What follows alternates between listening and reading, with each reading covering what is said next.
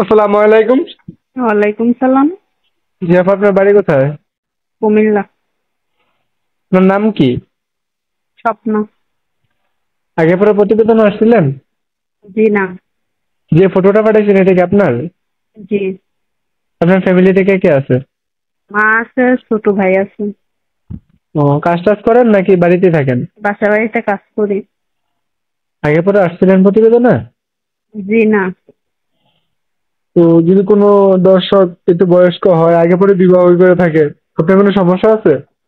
না, কোনো সমস্যা নাই। আচ্ছা, যদি কোনো দর্শক আপনার সাথে যোগাযোগ করতে চায়, আপনার কোনো কন্ট্যাক্ট নাম্বার আছে?